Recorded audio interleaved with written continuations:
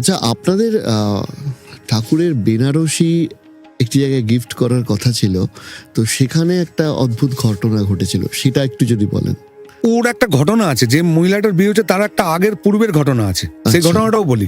তা মন্দিরে পুজো দিতে এসছে, তখন পুজো না, মন্দিরে পুজো দিতে এসছে।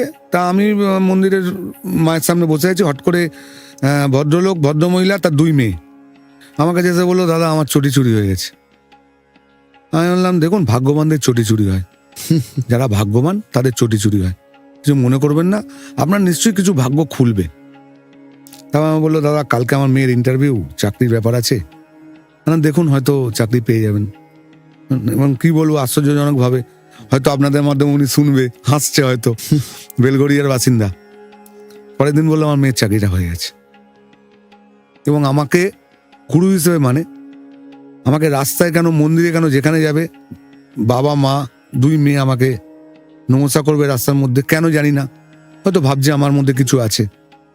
এবং বড় মেয়ের 2 মেয়েরই এখন চাকরি হয়ে গেছে, কিন্তু বড় মাকে এসে আচ্ছা। বড় মেয়ের এঙ্গেজমেন্ট, আমাকে বললো তোমাদের যেতেই হবে।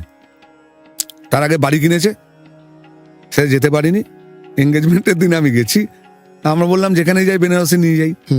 তা আমি একটা বেনারসি, আমাকে একটা ছেলে বলে বেনারসি কালারটা খুব সুন্দর, দে প্যাকিং করে দে।